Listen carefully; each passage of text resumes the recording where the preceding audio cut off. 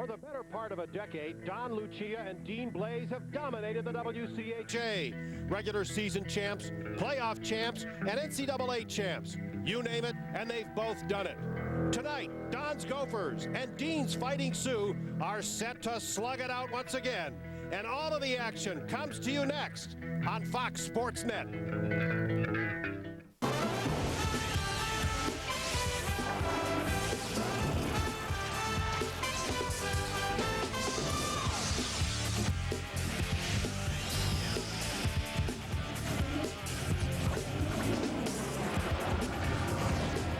It's the Ralph Engelstad Arena in Grand Forks, the first road WCHA series for the Golden Gophers, and the first WCHA series of any kind for the Fighting Sioux of North Dakota. And the action comes to you live on Fox Sports Net. Hi again, everyone, along with Doug Woog. I'm Frank Mazzacco, and indeed, when you look at Lucia and Blaze, you're looking at two of the best in all of college hockey. Two different styles, too. Dean is a little more demonstrative. You know, the other guy is certainly quieter, but Donnie is effective as well. Well, one of the reasons they're effective is they're surrounded by great talent, of course, hand-picked. But Brandon Bochenski would be among the leaders if you look at great talent for the Fighting Sioux, Doug. 5 winning goals as a freshman. Here's Parisi setting him up. But, you know, I asked the goaltender, Zigelman, third goaltender down there, who's the best shooter in the club? He says Bochenski by far when you take his wrist shot or his snap shot. Well, he is also surrounded by great talent as well. Look at his line mates. Brady Murray, the great freshman. Zach Parisi, a sophomore. They're 1, 2, and 3 in scoring. And not a bad weekend for the three guys in the series against Yale. A total of 17 points. Well, one man from Minnesota played like 3 men, I think. Thomas Vanek in that series against Denver. Well, you're thinking straight, Frank. There's no question. He can pop goals in with the forehand. He can slap them in as well. But he's been also very tenacious coming around the net. Misses a shot on goal, but always goes for the puck. He's been relentless. I think he's been one of the hardest workers Gophers have, and he's really improved his skating, and his determination is just outstanding. And numbers for Vanek are also impressive. 31 of those 35 goals came in his freshman year. 69 total career points in just a young sophomore season. And the surprise stat is that perhaps he leads, not perhaps, but he does lead the Golden Gophers in penalty minutes. Well, he's going to have to fire up tonight because this is going to be an offensive show. These teams have played over 240 games, and that's why the rivalry is so great. All right, and one of the other reasons it's so great, it's always blessed with a lot of great talent. We'll have another good look this weekend at the great sophomore and Zach Parisi, joined on the bench by the backup goaltender tonight, his brother Jordan Parisi. But we'll have a face-off in another great college hockey series in a moment.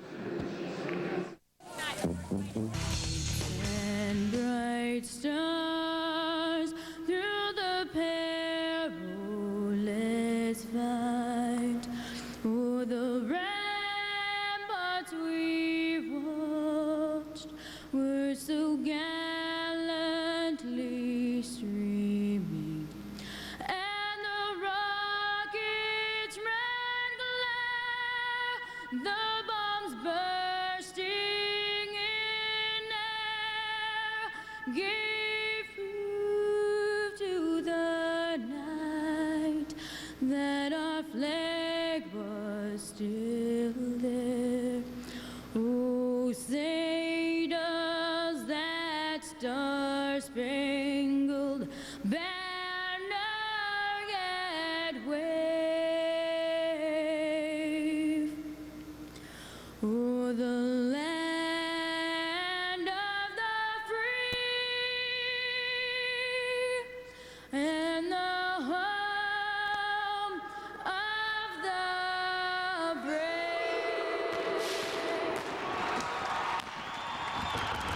Pyrotechnics. Grand Forks. Grand Forks. I hope no cinders fall on the ice.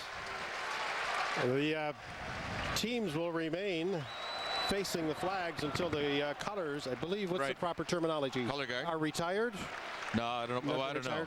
Well, anyway, we wait for the color guard to leave, and now the house lights come up. And with Clay Matvick and Doug Woog, pyrotechnics and all, a couple of firecrackers ourselves, our Hardy's game plan. Minnesota, lacking a couple defensemen, must watch for turnovers. That could be a key factor here. North Dakota, I believe they got to get physical. They're in their own building. This is their house. They've got to take care of it. Both teams, which goalie steps up? Whoever does, got the best chance of winning. Goalie will be the key player in this whole series. The Fighting Sioux, a 26-man roster. 13 of those players are taller than 6 feet. How physical will it be? I think it's going to be plenty.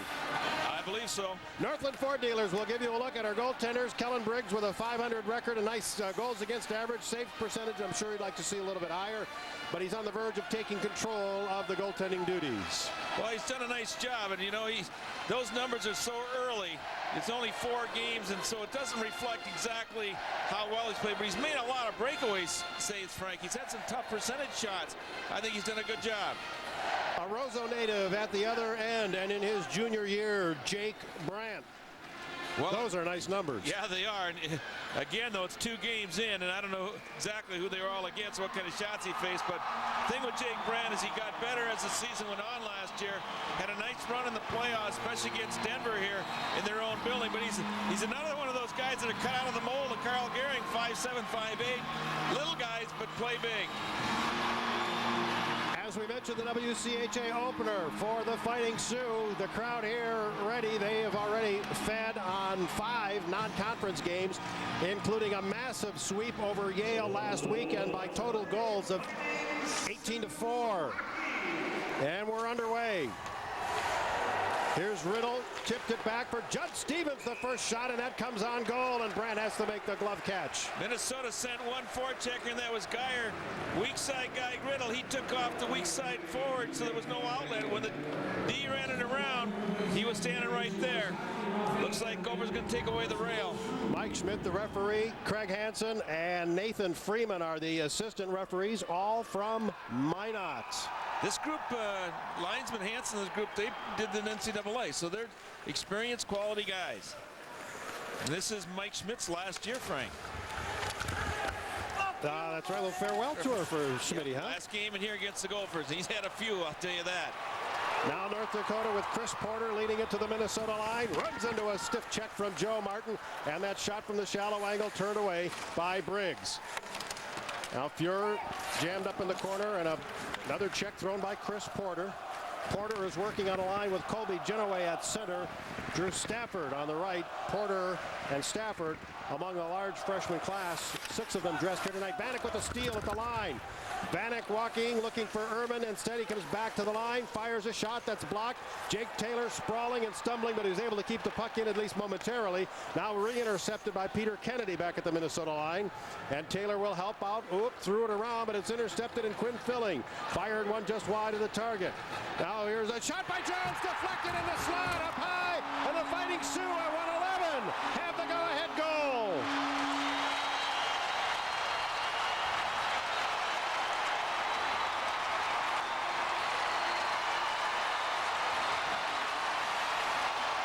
That turned into a butterfly. Yeah, it hit a player. Jones gets a shot from the point, a wrist shot, and the credit to him, he gets it on the net. But I believe it went off the goaltender Kennedy, or excuse me, off the Gofer Kennedy into the net.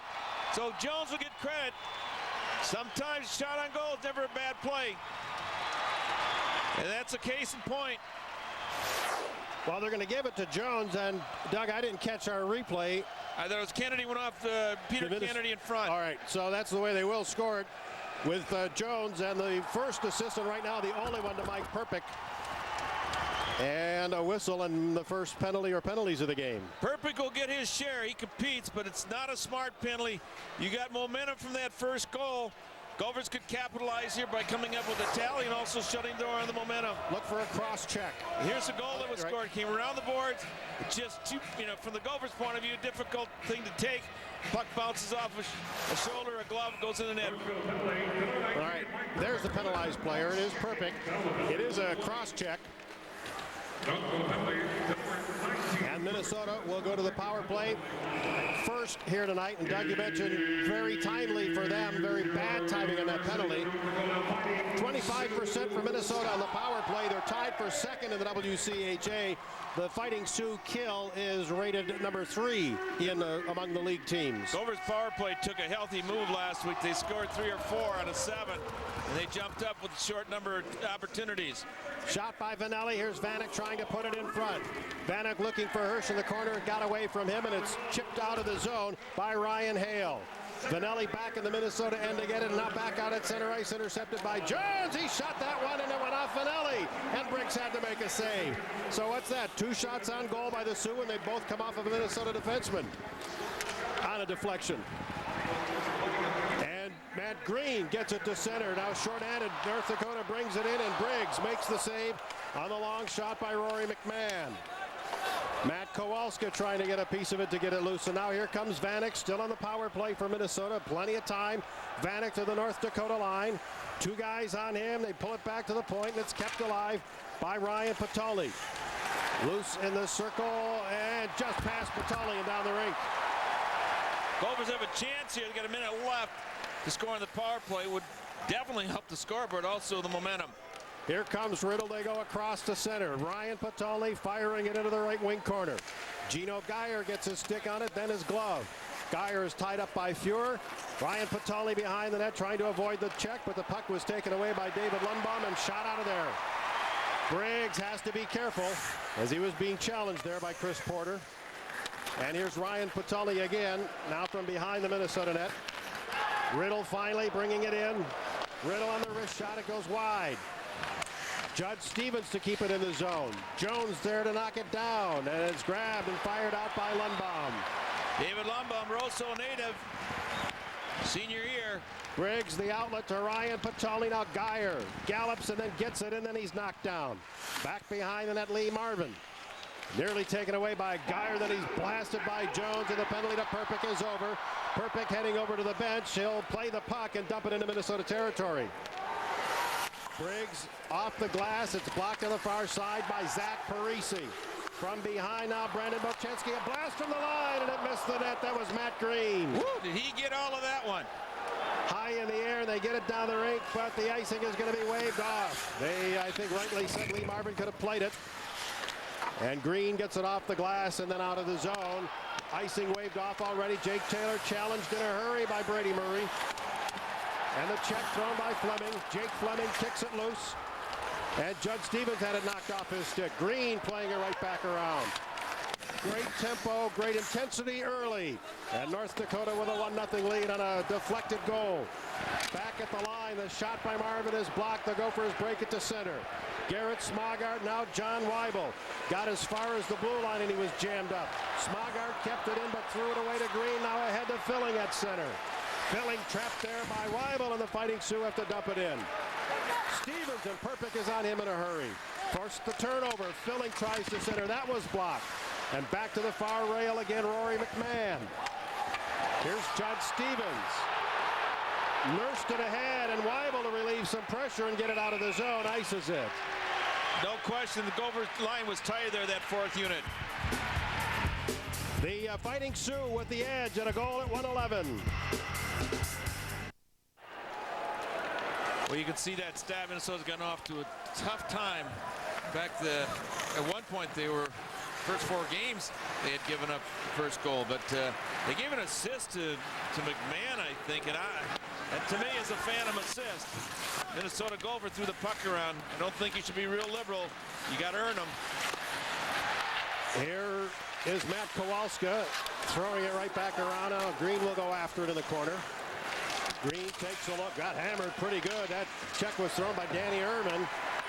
He'll be throwing his weight around before long in the league. Here's Ehrman tipping it ahead. A great catch by Vanek. Fire, and he fired it wide. Boy, did Brandt come out nice on the angle. He was way out. Vanek tried to wrap around, and he was robbed. The puck was taken off his stick by Lundbaum behind. Vanek kicks it along the rail. He's bumped there hard by Jones. Then pumped hard again, that time by Lundbaum. Loose puck comes to Ryan Potulny. He forces it back in the corner. And now Potulny goes after it. Jones is there. Potulny puts it across the front. And it's flipped down the rink. Good body check there. Barry Talixon really popped Perpick and then gave him a two-hander with the stick. It went undetected. Talixon the drop pass. And Ryan Potulny, great play to Hirsch. Drops it in the middle and no one is there. Rolling with it, Brian Kennedy. And it's blocked at the Minnesota line. Whoa! And Doug, I didn't see it. Well, knee contact. Elbow, elbow, elbow. Here's Talixon in on a hard hit and a thundering check.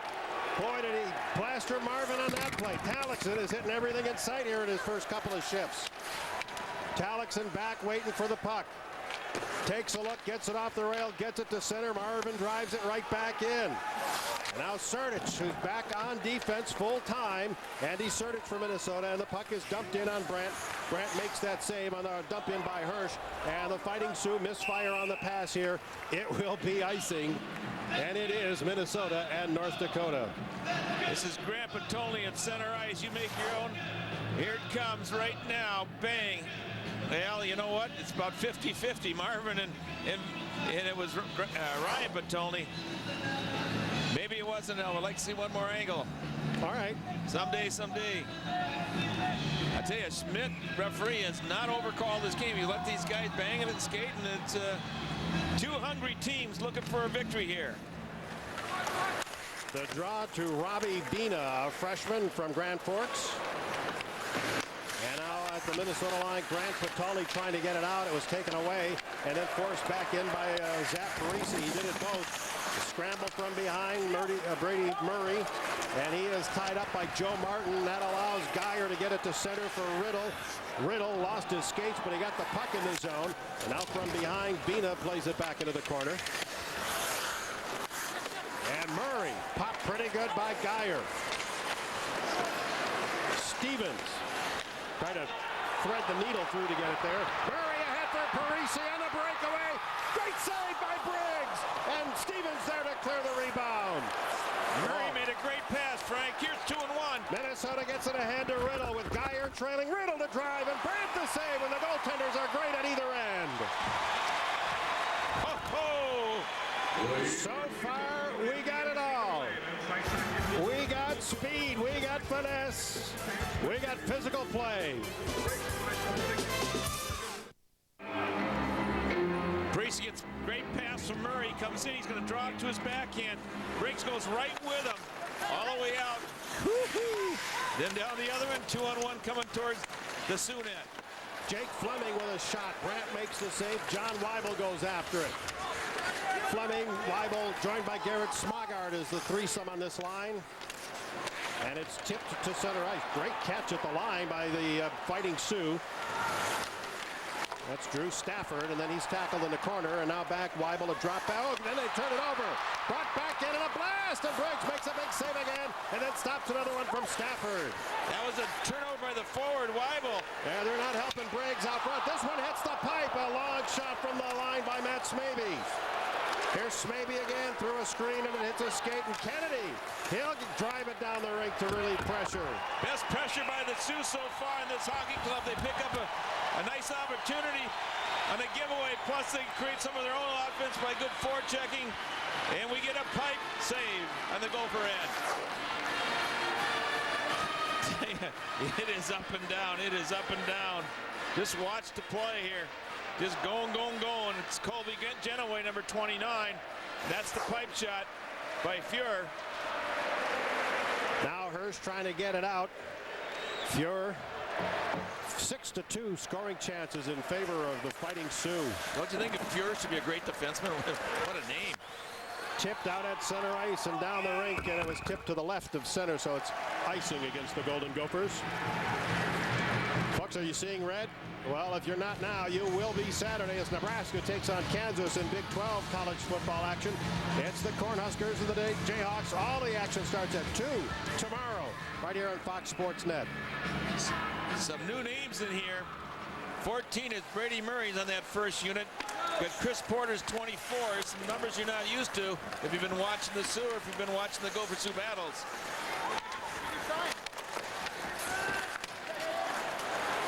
Lundbaum, that's a familiar name. He's been around forever. Big year last year, double his sophomore totals. Talixon fought to get it in the zone. Hale on the far side. Pass picked off by Ryan Potulny, and now Danny Ehrman throwing a check, but North Dakota still able to break out. Lundbaum drives it in on goal, and Briggs has to make the stop. Boy, the Sioux are changing fast. They're just trying to use, they figure they got 4 lines that can go and can skate. They're just shifting them on the move, Frank. Not many stoppage of play type switches. A steal, a giveaway. Actually, here's Vanek. Now back for Kowalska, and it was poked off his stick. It's off the glass, it's in the air, and Judd Stevens has to be careful as Quinn Filling was chasing him. Stevens around McMahon, he got it to the line, then got it in. Jones back behind the net, hit hard by Kowalska. Urban gets roughed up a bit by Green. Joe Martin trying to step up to keep it in, but Perpick takes it away. He's spun around and tripped by Joe Martin. He'll get the penalty. But the delayed call as Filling moves in, and now the whistle goes. And does that mean we'll have penalties either way? No, I think he wanted to blow it before it got worse. But you're going to get a chance to see this one, too. Perpick will be involved all weekend. I thought Joey Martin actually made a pretty good play. I'm not so certain that Perpick didn't grab his stick there. Yeah, maybe he did. A little one and one. I couldn't tell which wrist was on top of which wrist, but Joey Martin having his best game of the year is called for a penalty right here. He's been physical. Perpick will give you everything. He'll give you his heart, he'll give you his legs, and he's also pretty bright. So he may have just grabbed Joey's stick there. This is a big penalty kill, as all will be this weekend. The Sioux have been historically horrible this year. They're 0 for 26. I can't think of a worse thing I can say, Frank. Worst start in Dean Blaze's 9+ seasons. I've never heard anything like. Plus, they've got the talent to score. But this could all change in one shot. From behind, Genoway got it ahead. Now Fuhr goes cross rink. Peter Kennedy stepped up, but couldn't control. Now the quick centering pass, and it's just out of the reach of Murray. Boy, he missed an opportunity. That was set on the table. The table was set for Murray. Fuhr driving it right back around. Geyer in the corner with Parisi. It's intercepted by Fuhr. That shot hit Brandt. He's in a scramble again. Parisi and Murray and Brandt solves them both. Little turnover city there. Couple of big chances for the Sioux. They're patient. They wait for Minnesota to turn it over. And so far, the Gophers have had many more turnovers than the Sioux. Maybe 8 or 10 in their own. Well, I won't go as high as 10, but I bet there might have been 8 in their own end. I think you're correct. This is kind of after all the damage would come. Look at this little biscuit rolling around there. Well, Minnesota got some defenders around the net anyway. Briggs been beaten once, not by his fault. Bounced off Kennedy's shoulder. Not his fault either. McMahon, Filling, and Stafford are up on the power play unit, but shorthanded John Weibel brings it in. Jones with Jake Fleming on him. And finally back to get it now, Rory McMahon. Quinn Filling will drive it in. Isn't that fun to say? Quinn Filling. Great name. And I'll tell you, 99% of the people out there couldn't spell it. Phonetically, you're never going to make it. Finally popped out of the zone. Yeah, well, that could be our trivia question for the week. You could be close, but no cigar. Sounds like an Eastern prep school name, doesn't it? But he's from Minot. Minot. There's 3 ways of saying that. Minot, Minot, and Minot. Here's Quinn Filling. Fuhr. And that one went off the boot of Smagar. McMahon, it was wrapped off his stick, but the Fighting Sioux control. Filling to Fuhr. They work it across. Genoway, and they gave it away. Fuhr is the best offensive defensive without Matty Schneider in that lineup. They miss Matty just like the Gophers miss Harrington and Ballard. Fuhr has a few. He's got 8 goals last year, which is pretty good for a D-man. Now the Fighting Sioux bring it in. Genoway drops it back. Parisi's shot is deflected just wide. Fuhr, as the penalty to Joe Martin is over, tried to dump it in. Fuhr with the block at the line. And the long shot deflected wide. Here's Parisi trying to get it loose, but it comes to Minnesota and Vanek. A little bit too far. Bounds back to Bochenski. Centers it. The deflection by Parisi. What a goal! Great deflection. Kowalska let his guy go down Broad Street. The pass and the tip. Well, it's the opposite way. It's usually Parisi to Potulny, but it's just the opposite here. As you see the Gopher defender not quite getting back, and that's Manny Kowalska. Watch Bochenski. I don't know. Bochenski sets it up pretty nicely. Boom. I think it was in the air. I don't think it even hit the ground. Or the ice, I should say. Picked it right out of the air. 2-0, North Dakota. Here's Joe Martin. So far, they have not awarded a second assist as Troy Riddle shoots. I hate to be facetious, Frank, but Here's Geyer stealing and shooting. don't be too surprised. They've only had one goal this year that hasn't had at least one assist. Yeah, they've A little liberal around here. Oh, kind of historical.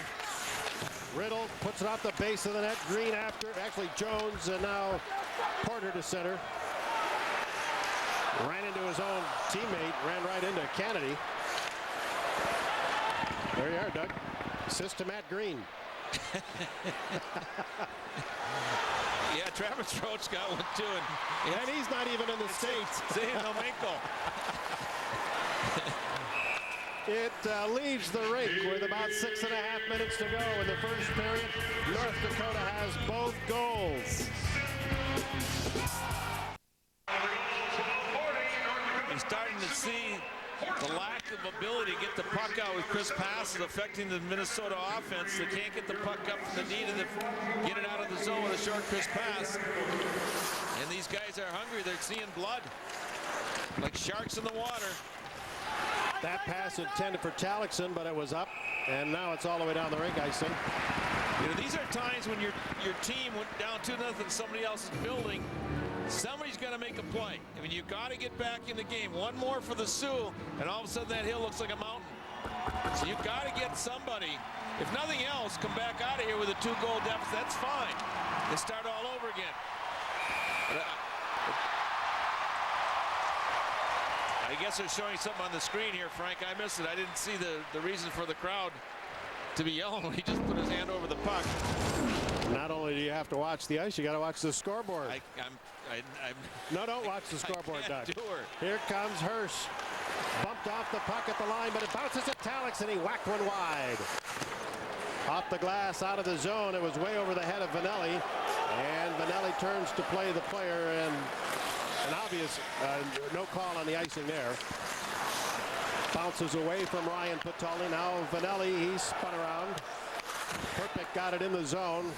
Here's Andy Sertich with a look to Vanelli. A little bit ahead for Talixon, and he turned on it. And then it's dumped in by Hirsch and dumped out by Fuhrer. And they force it ahead, a possible 2-on-1. A backhand shot stopped by Briggs. Big save. That was Genoway breaking in. It's just been one rush after another by the Sioux here in the last 5 minutes. They've just made good passes. They've attacked the net, and they got speed. Genoway gets away from that whack back at his own blue line and gets the puck down the rink. Martin playing it around, looking for Weibel. Fighting Sioux are changing again, or are they still changing? I don't think they've ever completed a line change. Here's Weibel putting it in. Bouncing puck, he scores! John Weibel staying with the puck, getting a big dramatic goal for Minnesota. But Johnny Weibel and Fleming and Smogard, they're kind of a key to this game because they're going to have to pick up some goals, some of the offense. Here's a play out of the zone. Boom, down to the Minnesota, gets a chance here with Weibel, gets the bouncing puck, and he puts it in. Huge goal. There's Fleming driving to the net, number 29, which helps a whole lot because it clears the space for Weibel to come in. Big Gopher goals. They're being outplayed here. To be down only by one is quite fortunate because Briggs made a couple of big saves. He has. He has not had real good support out in front. The goal scorer on the left, John Weibel. And they're rethinking the assists here. So before we give you any of them, we'll wait till we get some kind of official word. Jones plays it out at center. McMahon got bumped off the puck by Joe Martin. And Filling plays it into Minnesota territory. Briggs leaves it behind. Now a diving play by Ehrman in desperation to get it out of there. And that was one of those bad breakouts that Doug was talking about earlier. Frank, it all goes back to that Ehrman doesn't go back in deep enough, so the defense has got an easy 12-foot pass. You got to make a 25-foot one. Filling shot it wide.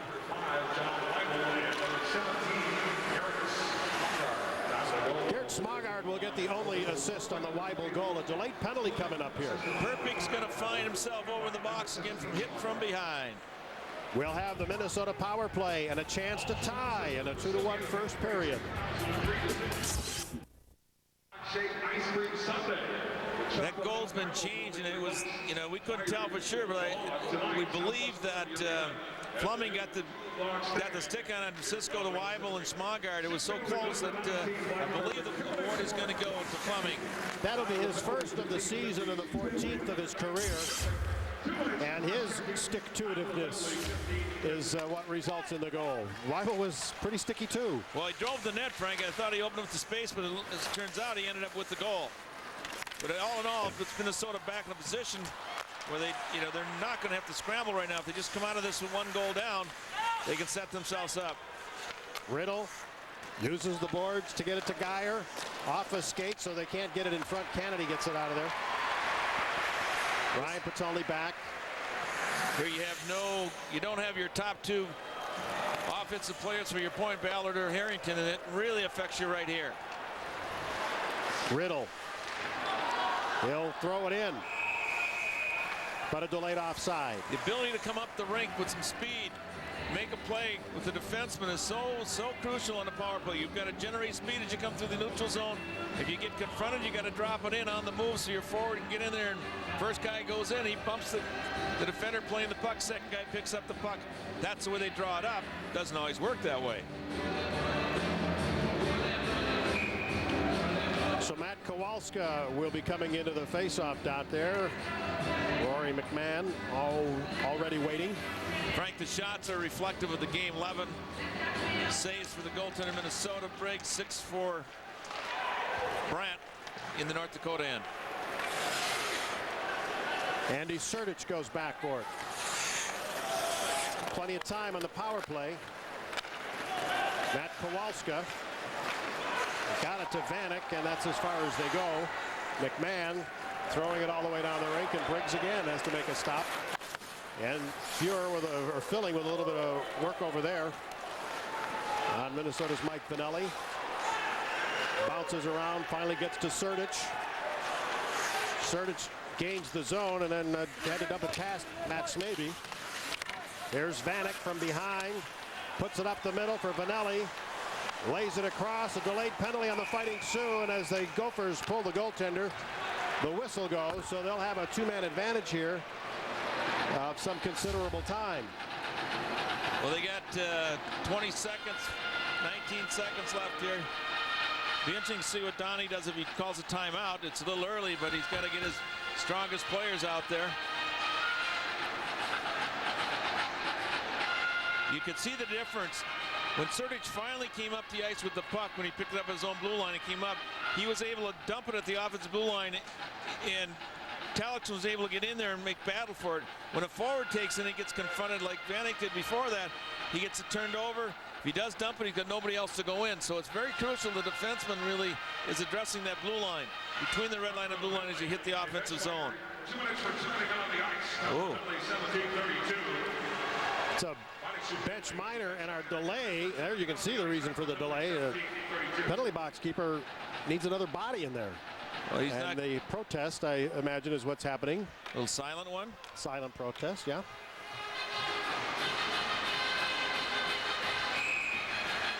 Big draw here.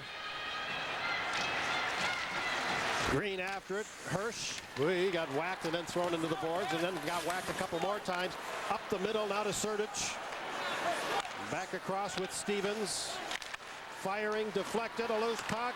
Hirsch tried to put it in front for Kowalska. Kowalska's backhand hits a leg. Now finally loose back to Sertich. It'll come back to the point. First penalty is over. It's 5-on-4 now, taken away by Zach Parisi. 2-on-1, shorthanded. Oh, they say it's good at the line. And the tip just goes wide. Ooh. Boy, that was close at the line. And now frozen in the Minnesota end. Well, one thing about it, when you get a power play, the other team shouldn't get too many chances. That was an excellent chance there. Gophers had an opportunity or two down at the Sioux side earlier. I thought they should have had a little better strategy with 20 seconds left in that first penalty. Should have got the puck back, taken the drive, tried to score before the first man's penalty expired. But it ended up they never got a shot off till the first Sioux player, Perpick, had come out of the net or come out of the penalty box. Judd Stevens. It's tipped over to Riddle.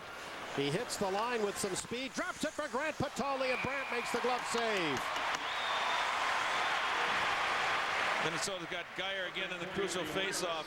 Lumbum will take it for the Sioux. One of their best scoring chances, Doug, but it came from 55 feet away. Yeah, she was just 10 feet inside the blue line, and it's not a smart thing to get the puck up near and be gloved, because then it's stoppage of play. You got to get the shot down. Little things make a huge, big difference. Geyer wins the draw. Here's the blast by Stevens. It got redirected and then cleared and dumped down the rink by Matt Jones. Just under a minute now on the remaining penalty, the bench minor. And to center ice, Ryan Potulny. They throw it in. Brandt off the glass. It's high and then down to Ryan Potulny. He couldn't keep it in. Perfect breaking for a loose puck and firing. Big pad save by Briggs. That's 4 good saves. Now that was out of ways, but it had some mustard on it. Well, Briggs has certainly come ready to play this game. And the Gophers are going to thank him that the score isn't way more lopsided. Way out to play the puck now. And he puts it to center ice. He got it to Geyer. Geyer ran into a crowd. Here comes Ehrman centering it. It's deflected. It's loose. They jab away, but it won't go. Taylor trying to play it to the corner. A pass hits a skate. It's still in the corner. Geyer is brought down from behind as the second penalty is over. Here comes Murray with Parisi. Murray behind the net, watched by Taylor. Back to the blue line for Green. And his pass intended for Bochenski goes into the corner. Now Bochenski threw it back to the point, but Green was out of the zone. And we're down to a few seconds left in the period. It got away from the goaltender Briggs. Ehrman spun around on the check by Murray. And that will bring the first period to a close. Well, the goal by North Dakota at 1:11 sort of set the tone for this one off of a Minnesota shoulder or glove. And it was uphill from there. Yeah, it was. The Gophers down by 1 is not a big hill here. They can climb that one. But they looked a little frustrated about halfway through the first period. After the Sioux had scored a couple of goals, they looked a little down, made some turnovers, but now with the power play advantage, they've gotten the thing turned around, and they picked one up here to make it 2-1. So all in all, good goaltending, pretty sloppy defensive play, big turnovers, but they're in the game. Unofficial shots on goal 13-8 after one period of play. We will take a break. And when we come back, Clay Madvik will visit with Zach Parisi after this timeout.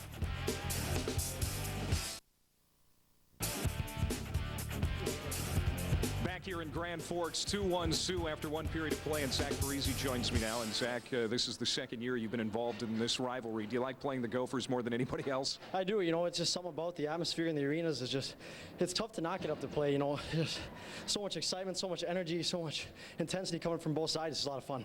The Sioux gained momentum early in that period, and do you feel that you sustained it through most of the period? It looked like it. I think so. We had one mental letdown. I mean, they had 2 guys against our 4, and they still got a goal. But, you know, I think we're playing pretty responsible defensively. We're executing on our passes. We're making chances out of everything they give us.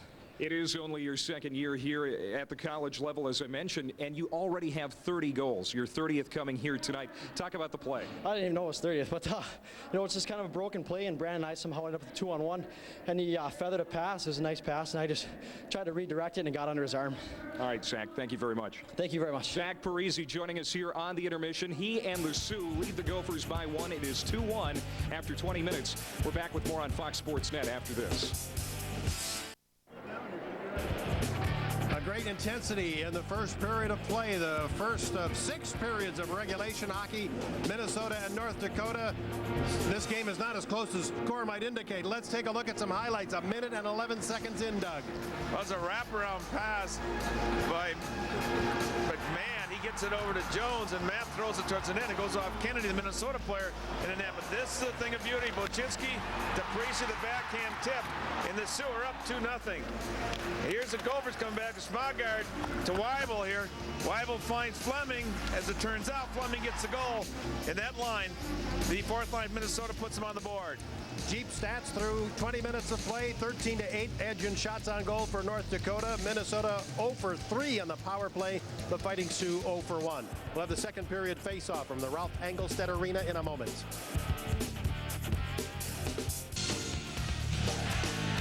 Well, welcome back to the how do they abbreviate it? REA. And it's a Ralph Engelstad Arena.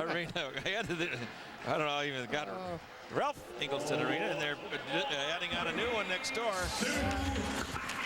And if not a hockey rink, it's a basketball, volleyball type thing. And if this isn't ostentatious enough for you, they're going to be selling commemorative coins starting this weekend. They got it all going here. Spun around at the line. And now the drop pass and a hard shot by Marvin takes off. Back at the line, Marvin shooting, it skips wide. Quick centering pass, gets through everybody all the way down. Frank, Minnesota forwards, particularly this line, have got to play a little better coming back into their own end. You got to help the D. D is not at full strength. They're missing a couple of key players. You got to help out. Vanek dropped the puck back, excuse me, Doug, but he dropped it back and he put it right under the stick of Bochenski. Turnovers have been abound. We didn't get a stat on that. I didn't know if they had a big enough number counter. Certainly a lot of turnovers, and we knew that was going to be an issue for Minnesota with the defense that they're playing. Our abacus broke on that one. A blast and a glove catch by Brandt. From just outside the Minnesota dressing room, an update from Clay Matvick. Yeah, guys, talking to the Minnesota coaching staff, Don Lucia emphasizing to his team during the intermission that they need to keep their feet moving. A couple of times the Gophers were beat while back checking, and he wants to see them keep their feet moving. And Doug, you've been talking about it. You talked about it in the game plan, turnovers. That Vanek turnover at the blue line, it led to the second goal. So those were some of the things that were on Don Lucia's mind during that intermission. Back to you. For Minnesota, Matt Kowalska out now with Vanek and Erman. Here's Kowalska, he's tangled up. Peter Kennedy helping out and shooting it down the rink. Perfect goes after it, and Erman lines him up for the check in the corner. Well, he pops, guys. He nailed a couple in the first period, too. As he gets better with his skating, he's going to be a force. I mean, he's going to be one of those guys that I don't want to play against. That's what other guys are going to say. His checks are going to be the checks that hurts. Here's Erman breaking loose. His backhand was turned away by Brandt. He's just so tenacious. He just keeps battling all the time. And he's got that attitude. Vanek to Potulny, and it got through him. At the line, a bouncing puck. Sertic keeps it in, chips it high to play it into the corner, but it leaves the rink. Frank, he's got one of those attitudes. Just doesn't go away. Just doesn't go away. Here he is again, you know. And when you're practicing against guys like that, they absolutely drive you nuts. Because they don't care whether it's practice or game. They get after it. Danny Erman also battling back, Doug, after missing a good chunk of last season in the USHL with a wrist injuries, but and that was last November, so it's a full 12 months ago. He's showing no ill effects from that. He's a fun guy. He's got a little sparkle in his eye every day. So he's going to be a real tribute to this program. Sertic across to Vanelli. Vanelli to play it in. And out of the corner it comes. It's whacked at by Hirsch and then by Ryan Potulny. Fuhrer playing it around. Vanelli over to get it. Throwing it all the way back around. That thing had a magnet to the board or what? Now Talixon going after it. Yeah, he was beaten to the puck. Yeah. Vanelli. And as Chris Porter closed in on Vanelli, Vanelli threw it around. Now Sertic gets it out of the zone. Here's Fuhrer. Taken away at center by Sertic. He got cracked pretty good. Frank, I'm going to jump in here. I can see where Coach Lucia is a little upset. Some of the guys are just waiting for it to happen. Then they move after the puck moves. You got to come back towards the puck to help these D out. They're playing tentative of the physical stuff too, by and large. I agree with that. Shying away from some checks at times. It's gloved there by Briggs, and he'll hold on. Toyota will give you a look at our leaderboard. Not only the Fighting Sioux leading the WCHA in offense, goals per game, but they lead the nation with 5.6. Of course, don't forget 18 last week against Yale. And then New Hampshire and Maine, the #1 team in the country. And what do you got there, Dougie? Michigan Tech, when's the last time they got on the leaderboard? Not in offense. No. Yeah. And at #6 in the country at 4.5 per game. And they are playing Wisconsin this weekend. This is a very good weekend of college hockey in the WCHA. Boy, some separators coming up here this weekend.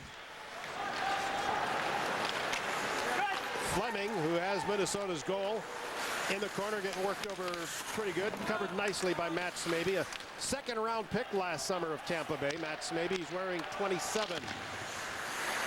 Weibel gets the loose puck at center, dropped it for Smogard, and then Smogard's pass is picked off by Hale. Smogard comes back to take it away himself. Weibel pulling it ahead. Is he crushed by Matt Smaby? I tell you, that one's going to be on the chart. Now Martin fires it across. This is Stevens to lob it in. And Lee Marvin back to get it. Marvin's been a very versatile player for the Fighting Sioux this year, playing both forward and defense. He and Ryan Hale do both, they both do the same thing. They'll move up and back. Aren't counting on them for a lot of offense, but they're good team players. Fill in. We are early here in the second period. It has been a very physical game indeed. Back in Grand Forks in a moment. One thing I've noticed, Frank, is a lot of behind the back pass, a lot of drop passes, and just shows you that, like Denver was on Friday night against Minnesota, just not alive enough. You got to take it to the other team. You got to make them leave spaces, not drop pucks back so they can play you all the way up the rink. And this is the look-out line that's out there. Parisi, Murray, and Bochenski. But the Gophers with a scoring chance, and Geyer is stopped by Jake Brandt. Geyer led the Gophers last period with 3 shots on goal. They might put him in the lead this period too. So I think that may be their first shot. Geyer, the period? Yeah, I don't know. Has there been another one? I can't remember but the scoreboard's got 3 up there this period. I don't remember where they came from. But anyway, Geyer comes in, gets a wrister there, and Brandt makes that save. A year ago, Geyer was making plans to go to the 02-03 World Junior Tournament. And then last summer, drafted in the 5th round by Dallas. One of 14 Gophers drafted. These teams both have a lot of drafted players. My goodness, you got Schmaby, you got Jones, I mean, you got Green. 23 total. Is that what it is? 14, okay. Yeah, 14 and 9. And we'd run out of airtime by the time we got them all listed here. I think we would. Perpich. Parisi. That long one is gloved. Next Tuesday, the Minnesota Wild. They're going to take on Todd Bertuzzi and the rest of the Vancouver Canucks. The action starts at 6:30 with Clay Matvick on the Wild ticket, followed immediately by the game. That's next Tuesday, 6:30, right here on Fox Sports Net. Todd Bertuzzi. There's a name you can hate, huh? I had this. We did that Halloween thing. I had one of his jerseys from Cunningham Sports give it to me. And that thing was big, I'll tell you. Big Jeff down the truck, he wanted to grab that thing. I got a flashlight to walk out of the arena. Well, Todd just helped make last spring all the more memorable for the Wild and their faithful. That was good. Yeah, what a 9-game risk. Tyler Hirsch, and he goes for his own rebound. The Wild? No, yeah. Could be. Let's get everybody up to date on what's happening in the WC. Doug stubs his toe on this first pick. Well, 9 goals for Wisconsin. That's a headline story right there. And then we've got the rest of these guys all ranked in the top 11 or 12 in the country. No score in Duluth there. And going out, they're Boston College on home ice beats Maine. And that basically turns into a split of an extended home-and-home series. Maine won either middle of this week or middle of last week on their home ice against Boston College. 9-4. I'll see that. If you would have told me, I was taking a sizable bet.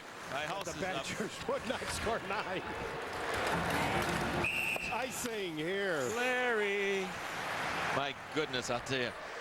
That's, oh boy. Famous fleeting, Frank. You have a good week, and then just next week you're a target. Don't take these points and your words wisdom too seriously.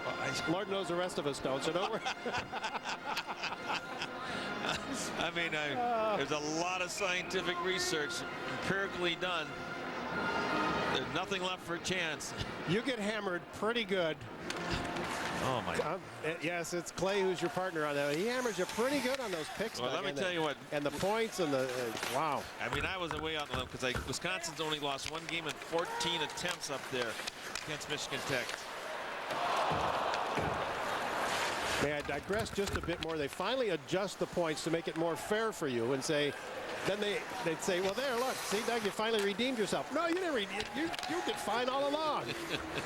It's the scoring system that finally caught up with reality. Oh, well. All right. That's what it's all fun about. Yeah, that's right. They wouldn't have to play the game if we were right. But, Doug, better luck next week, huh? Yeah. There's Weibel to shoot it in. This period has slipped away, Frank, without nearly the action we had for the first one. Bounds down and skipped right past Srdich.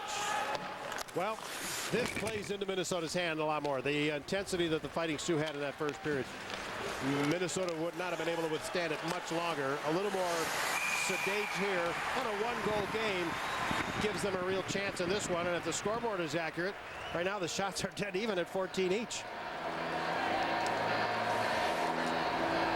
Well, in the first 6 games, we've talked about some of the woes of Minnesota. Their offense is down this year. They've scored 21 goals in the first 6 games this year. Compared to the last 3 seasons, 6 games was 33 last year. Look at 2 years ago was double that at 45 goals in 6 games. Now, good goaltending. You're going to talk about who the competition was too, right? Well, yeah, that's true, but you know, they just have not finished. The power play, other than last week, has not been real good. Minnesota's shots on goal this period have been without power play. Last period, most of them came off of power play situations. They didn't generate too much. Potulny, Riddle, and Geyer are out there, and here's Judd Stevens shooting. It goes wide. Riddle with a wraparound try. That shot comes right in on Brandt. That come off a Sioux stick? No, it came off of a Minnesota stick. I think it was Riddle's stick, and Potulny shot the puck, but he came around the backside there. Potulny but didn't get a lot out of it.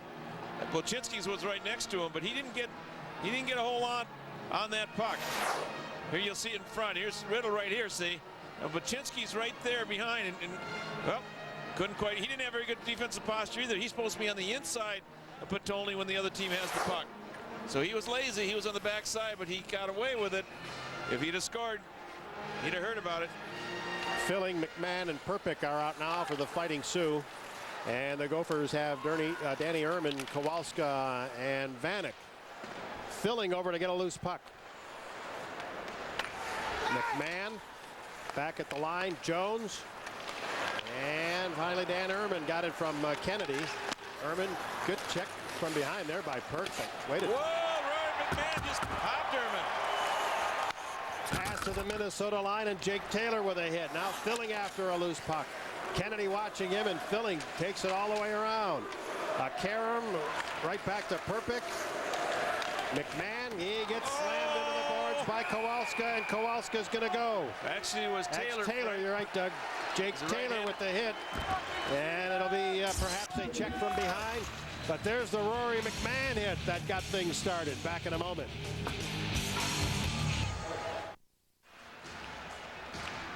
Big face-off right now would be Parisi, who's the second leading face-off getter for the Sioux last year against Fleming. What I thought was going to be a flagrant infraction against Taylor turns into an interference penalty. Well, I don't know what 2 minutes is 2 minutes, you're going to say. Yeah, I actually give the sign of the cross-check is what I really give him. But at least I like the fact that he answered the Roy McMahon's spanking middle ice there on Ehrman. Somebody's got to get physical down there, and it was good to see that Taylor did. Fleming drives it to the line, but Genoway keeps it in. Takes a hop in the corner on Bochenski, but he gets control. Not a Murray, not a Parisi. Back to Murray. Moving. Great pass, Bochenski, and he tried to stuff it in. Genoway, the tip in front by Bochenski. Oh, and a goal! Joey Martin suffered the biggest pain of all. He made an error not getting the puck out the first time, then it got it back again. He left his area and got beat from behind, and then he went back and picked up the puck. Was going to sail it out for the third attempt, and went off a skate and went in. Then he went right off Bochenski's skate and went right in the corner of the net. Joey had a tough time there. Those are bad. Two of the Sioux goals have been deflections off a jersey, one off a Minnesota jersey, and that one off a foot, I think. Did he kick that in? Well, I don't know if you're going to give him a kick or not. I don't think so. It looked like it went off his boot coming through. Maybe it was up high. Maybe it hit him in the knee. But there's puck nearly turned over to Lundbaum. Frank, as a coach, though, you're going to say, you know, that's bad luck, but then you're going to say, hey, we had that puck twice, chance to get it out. We never got it out of there. We're going to pay when that happens. Hockey's Power play goal. It'll be unassisted at 8:22. Better be unassisted. Now Lundbaum. It's in the air. Hale went up high but couldn't control it. Frank, that'll be a test whether or not there's going to be any assist to this power play. But it's But here's more, like giving somebody an extra out in baseball. You give them the fourth out or the fifth out. Eventually, you're going to pay for it. You got to get that puck out. A headline that we missed here, Doug, is that this is their first power play goal of the season. Yeah. Off a knee. It was up and went off a knee. Yeah, you look, you know, you tried to block it. The interpretation would be he didn't try to steer it to the net. He moved his leg to get in front of the puck, which is fine, but you can't call it what's the word I'm trying to use? Intentionally trying to direct the puck.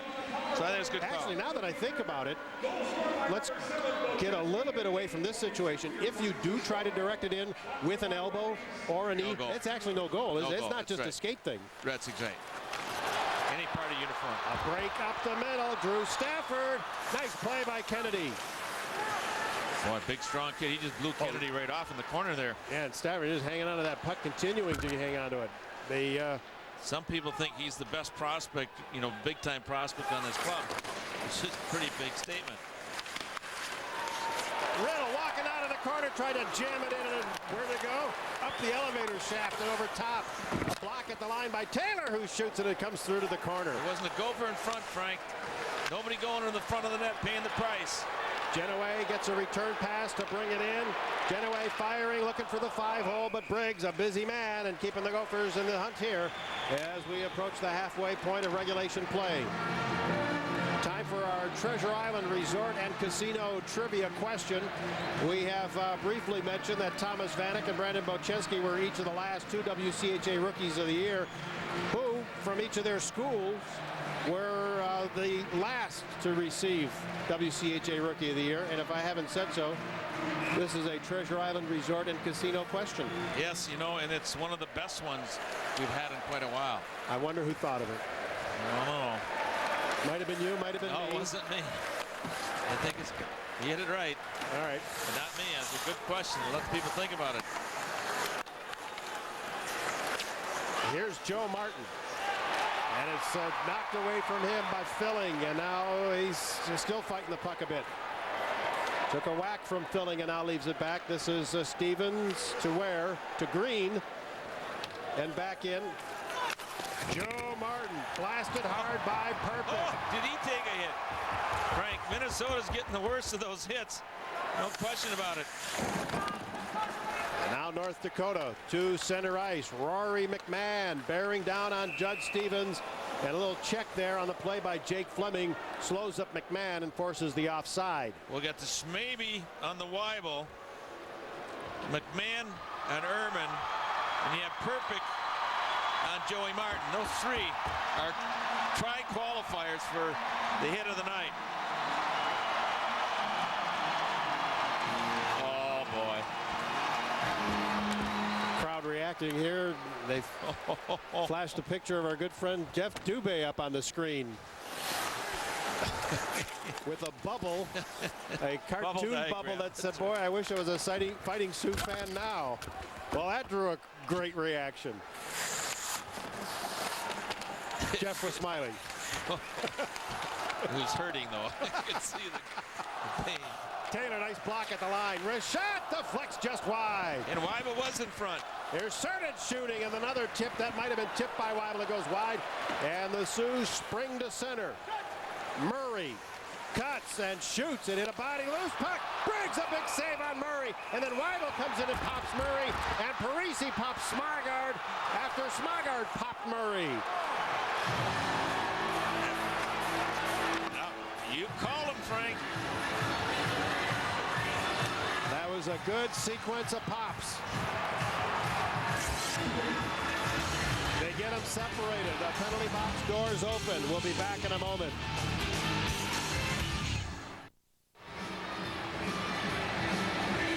Garrett Smogard is in. Is that Sertich? Yep. It's Andy, yeah. Well, now Smogard's coming out. Are they going to throw him out of the game? No one has gone to the North Dakota bench. I hope not. Smogard, I don't helmet think off. so. No, he's just come over to the bench to have a little chat with the boys. I think he went to the wrong, wrong Maybe spot. it's an equipment deal. No? We'll wait and see, but I don't. Oh. Sertich, now Murray going off. I think they just, I don't know how this all came out, but that's fine. Hey, yeah, the Shattuck guys. Well, there's quite a connection here. You're going to take a look at 7 players on our list. Ask Tyler Hurst to name your teammates at Shattuck St. Mary. Both Parisi boys, Drew Stafford, Matt Smaby, Chris Porter, and Brady Murray. That's quite a connection for the Fighting Sioux to draw them out of Shattuck St. Mary. Yeah, if they're not from there, they're from Lincoln. 7 guys of the team. Bochenski heads for the net, and he finally fires it in for the goal.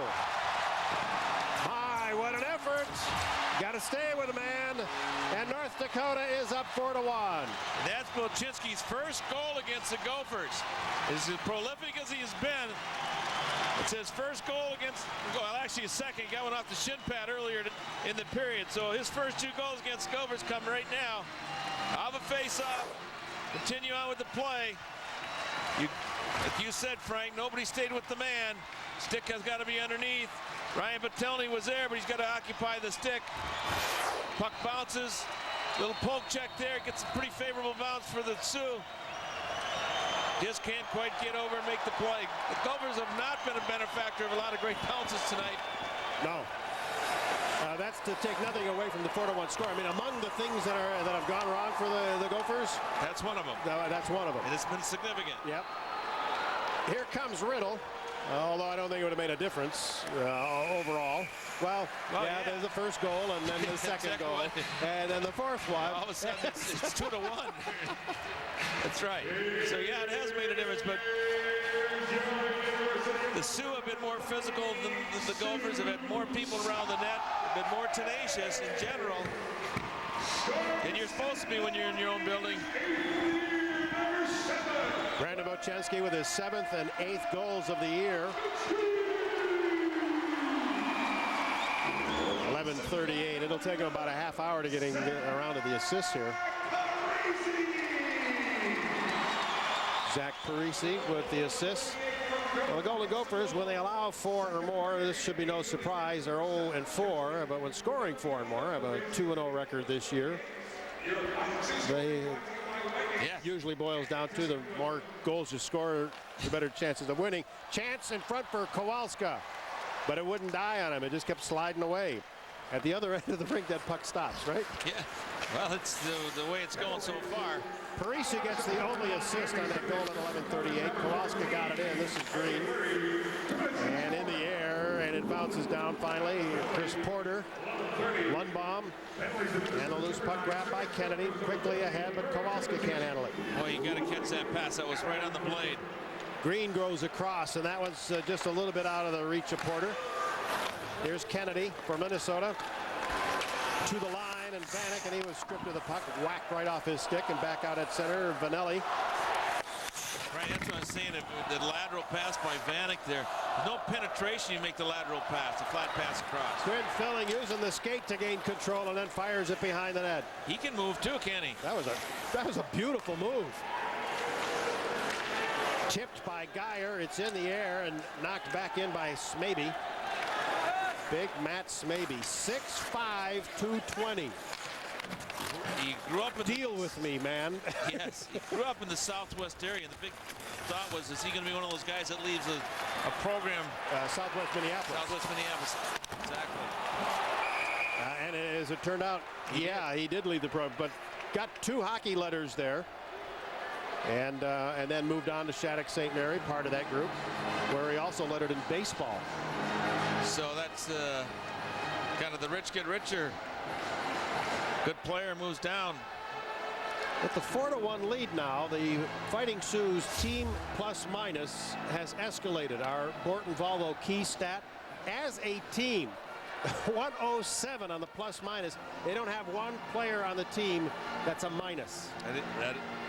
That is hard. I don't know if that's ever happened. Well, I'm sure it has. But Well, over any given 6 game, not over a year, but still. that's why they're where they're at. Kind of leaves you speechless. You know what I mean? That's Vanelli, and it's out of the zone and back in. well. This is an opportunity. 4-on-3 is a better offensive opportunity than 5-on-4. You got more space, more angles. Gophers should get a couple of good shots here. They got to get the puck, though. This is a big draw. Yeah, let us not miss this penalty that had been called on Smaby. He went for tripping at 13:23. Now it's 5-4. Yeah, those minor penalties have just expired. 5-on-4. Here's Vanelli. Surdich. Grant can't control it. Marvin can't control it either, and then he ran into some late contact there, back behind the net. And they throw it ahead for Lundbaum. Vanelli over to get it, keeps it in the zone. Geyer behind the net, backhand to put it in front, comes right back to him. And off the boards and around she comes, and it's tipped out of the zone by Perpick.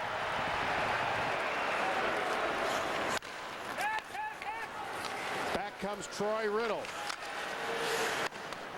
Riddle, the current career scoring leader among the active players for Minnesota. Stevens can't thread that one through. That's a nice block by Kennedy. Oh, what an effort. Brian Kennedy gets it out of the zone.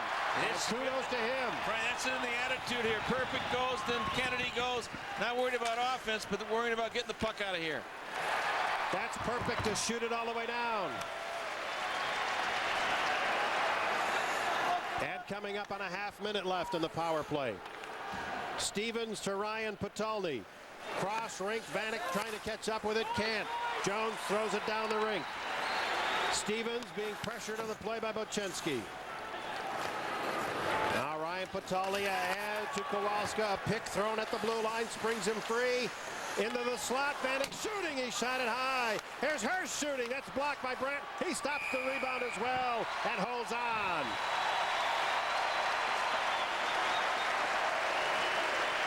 Time for the answer now to our Treasure Island Resort and Casino trivia question. Prior to Vanek and Bochenski, who last won WCHA Rookie of the Year awards for each school? It would be Mike Crowley for Minnesota and Carl Gehring for the Fighting Sioux. Defensive players, although Crowley was a great offensive player. Mike now making his home in Chicago. Yeah, he's doing some brokerage stuff down there. Vanek fires one through, that hits a North Dakota skate and goes wide. The penalty is over. Smaby is on as this hard driving shot. Then Danny Irvin followed it up with a hit. There's a delayed penalty on North Dakota. Here comes Vanek. Oh, look at this. A diving play by Brandt. Everybody thought that penalty was going to go against Minnesota, including Brandt, who left the goal, and Vanek nearly stuffed it in from about 160 feet away, and the crowd's unhappy. Well, I'll tell you, that might be the best save that we'll see all year. I mean, he track started right back. Here's the whole deal. Look at this. Look at this. Look at this dive. Woo! That is going to the twine, big boy. Yeah.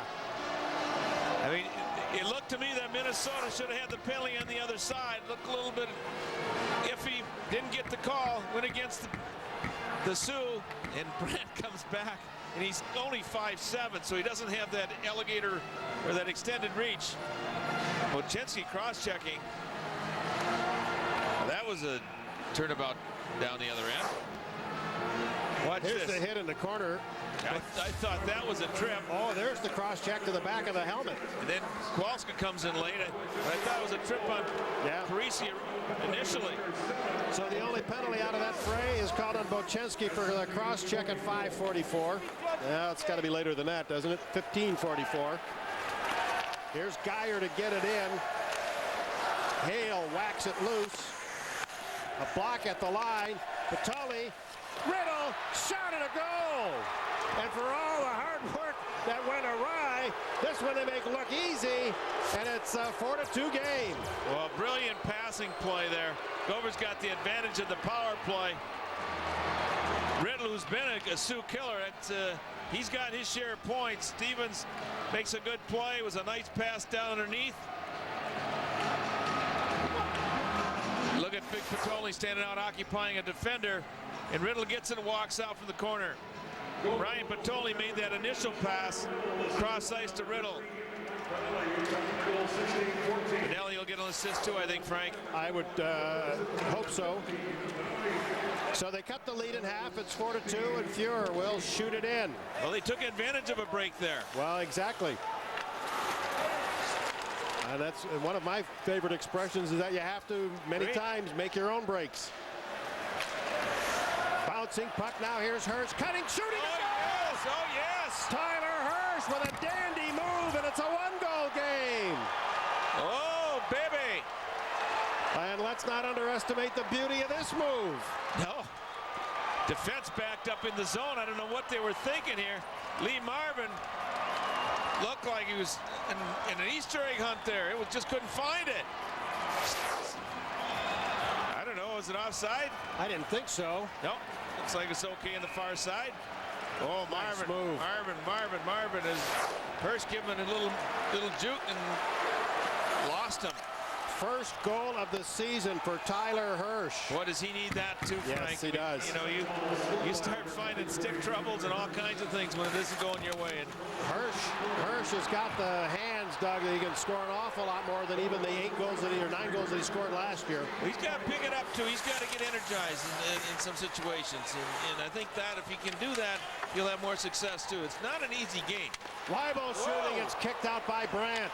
Here's Cernich. Now, the old pendulum, old Mo. Yeah, Mo's playing pretty well for the Gophers. Here's Fleming. Right in front, Weibo turns it to Smogard, and he was robbed out in front of the play by Smavey. Just about time you think your train's rolling pretty good. Somebody's taking a spike out of a track. Now shot in by Ehrman. Jones first to the puck. Perfect, but it's too far for him. Stevens dumps it back in. Little jump in the Gopher skates right now. Watch Ehrman's. Nice pop by Ehrman. Vanek waiting, shooting, and a whistle. We're going to say no goal, but the light is on. The light is on. That puck, if it was gloved in the crease. I have not seen the puck in the net yet, Doug, but the red light went on. It's in the back of the net. Grant Potulny arguing a case. They will give him 30 seconds to do it. The argument on the bench is should there be a penalty shot, and Don Lucia doesn't get that heated where he's pointing often. Here's a lot of looks at it, folks. Here it is. Boom, the hit by, and then you'll see Banning coming in and take the shot. He's in the crease, and they tried to shove him in. The puck winds up in the bottom of the net. Now watch where the puck is. See, it doesn't have to be on the ice. It can be in the air. The vertical down, it's in the crease. In other words, if you took the vertical shot, the camera shot, his arm is inside the crease. It should have been a penalty shot. That's argument one. Argument two is that he didn't hold it long enough to get a whistle. It should be a goal. That's exactly right. Let's say he doesn't have control. That's a goal. Gopher didn't shove that in. No, that's right. And then what Schmidt's saying is that it was up against his body. Now, there's where I think he should be asking the other linesman, getting a little bit of help there. The AR, excuse me. Fighting Sioux have called a timeout here, Doug, with 2:03 to go in the second period. Well, no more arguing or lobbying is going to get Minnesota a goal on this one. We'll give you another look. Maybe it'll... But Sioux... See if you can find an AR anywhere in the building here. There's one up. Excuse me. Stop. There's one out here. Should be one over here someplace. So they won't be able to see. They can't help out. No, I don't think so. No control, no control, no control. Can we go back one more time? Can you just roll it back? Yep. All right, Okay. they're going to play. That puck got caught right in the crease of his elbow, Frank. It never did get stopped. Judd Stevens shooting. Weird deals going on here tonight, That's an absolute bummer because, you know, to come out of that with nothing, no penalty, holding the puck, grabbing the puck, whatever, you could have come, but to come out empty-handed and lose a goal. Loose at the line, a block, but not enough to control it. Front for Bochenski. Whoa. He was alone in real estate there and behind everybody anyway. Maybe not alone, but he was in behind everybody. 90 seconds to go in the period. They drive it off the glass and out of the zone. Will it be an icing here? Nope. Joe Martin will get back to it.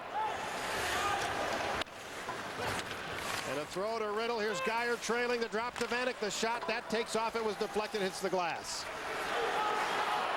Lundbaum actually Hale to bring it out. Ooh, he got tripped. Hirsch is going to go. You know, it's a tough call after you've blown a goal. You get a middle ice, center ice penalty in the skates. I mean, that's the kind I would, of course, you'd admit that you were wrong then if you let that go. But that's an equalizer. 100 and, what is it? Watch this. It's definitely a light trip, but yeah, a little bit of puck. You know, what's the difference? It's going to go inside the offensive zone. Sometimes it's no danger, no foul. Wow. Frank, when you add up the game and the lucky bounce that the Sioux got and the unfortunate breaks the Gophers got, it has played a factor in this game. If you're scoring the Riddle goal, his 8th, it was a power play goal. Ryan Potulny, Gino Geyer gets the second assist. And now from center, driven in by Genoway. And the Hirsch goal, by the way, unassisted at 16:40. I've got those two goals at 26 seconds apart. Frank, I'm watching Taylor, and every game he gets a little more physical. He can get up in the tempo of the game a little more, so he's up in the neutral zone. He puts a rack on a few guys in the corner. They know they get moved.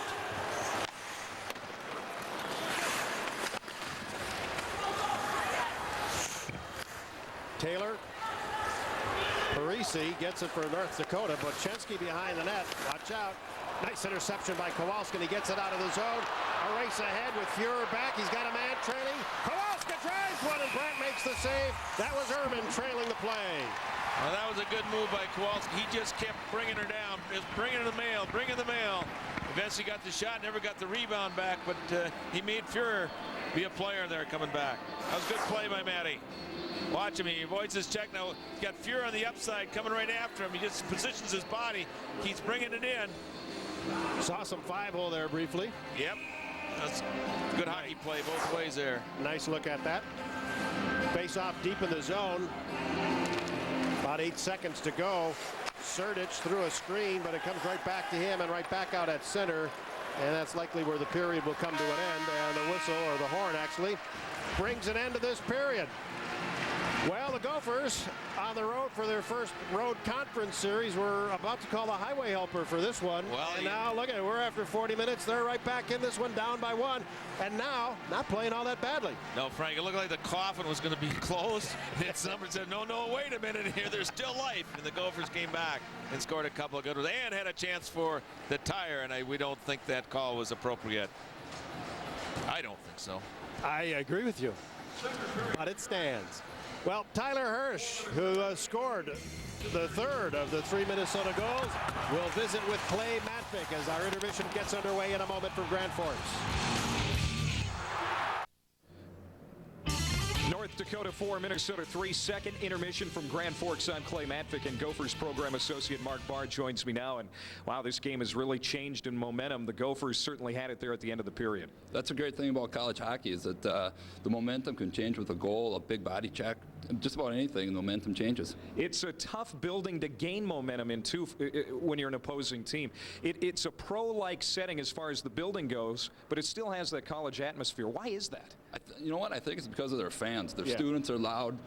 They bring in signs. I can't remember the one out there for Grant and Ryan about looking for traitors. Yeah, looking for traitors. But it's very pro-like. The students bring back the college atmosphere. They're loud. Even their announcers intense. Yeah. You're a very valuable member of the coaching staff, but you're not out on the bench during games. Explain to fans exactly what you do for the Gophers. Well, I'm a guy with many different hats. I'm in charge of the video, tickets, the team's travel, meal plans, transportation needs, a lot of golf tournaments in the summertime, fundraising events, and they say I got the best job in college hockey. I can't argue with that. I can't either. Any job with hockey is a good job. I agree. Mark Barr joining us here on the intermission, program associate for the Gophers. And Minnesota trails by 1 right now, 4-3 after 2. We're back with more after this. Welcome back to the Engelstad Arena. It ain't me, babe. Oh, my gosh. Where can I buy those? I think they're all sold out. You're hoping they're all sold out anyway. Overall, Doug, I don't think the Gophers, you can say yet, are playing well enough to win this game. They're getting better, but they're still getting no breaks. No, the breaks that have gone against them. I think it was Jones that carried the puck in the net and dropped it in the corner. Should have been either a goal or a penalty shot. That was a big factor. Bochenski got a lucky break off of a shin pad. So the breaks that have occurred have not gone for the Gophers, but the Gophers have showed more resilience here in the last 4 or 5 minutes of the second period. And they're only down by a goal. There were 4 goals scored in that period, 2 each. And watch Joey Martin come around behind. This is after they failed to get the puck out twice. Went off the shin pad here. Now he's the cherry picker here. Now it gets a nice little back, and that's Bochenski making that play with Breesy on the assist. Minnesota comes back with Riddle. Ryan Potulny, the younger brother, gets a nice little pass across the seam. Now you'll see a little play here where Hirsch fires the puck. Boom, it goes right in there. That was right after Riddle's goal, almost as close as it was to the replay time. Now, that's the highly controversial one where Jones carried the puck in the net. It was loose in the corner of his hip, went in, and referee Schmidt just blew it. Chrysler stats after 2 periods, a 33-18 edge and face-offs for the Golden Gophers. They also outshot the Fighting Sioux 18-7 in that period. Back in a moment. Welcome back as we start this period. Still some penalty time remaining on a tripping penalty to Tyler Hirsch, which was called at 18:53 of the second period. The Fighting Sioux on their 4th power play. Here's Troy Riddle.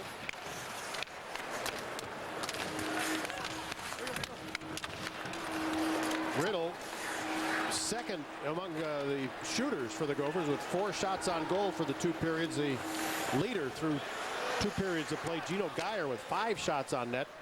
Minnesota a total of 26. 18 of them came in the second period when the resiliency of this team started to creep into the factor and the outcome of this game.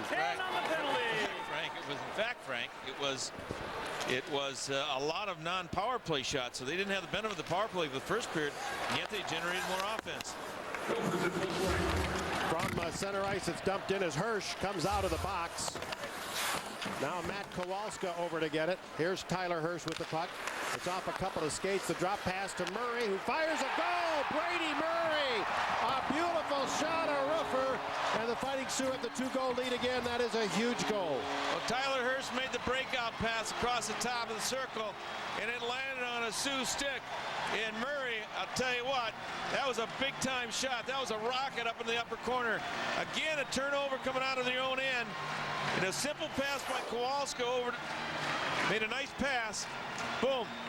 And we, whoa, did I get the wrong guy there, Frank? No, I got the right guy. Yep, you did. Yeah, all right. But the breakout pass was picked off. Man, you hate to start your first shift giving up a G. Boy, those turnovers in the first period and now to start to hear the third have been incredible. Huge. They tapered off some as the Gophers got their momentum going in that second period, but boy, they're burned in a hurry on that one. Erman to Kowalska. Fires when that hits a skate. Hopped off the skate of McMahon.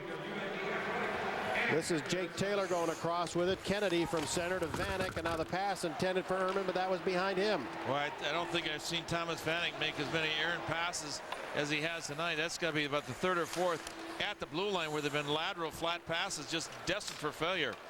Matt Kowalska finds Danny Erman.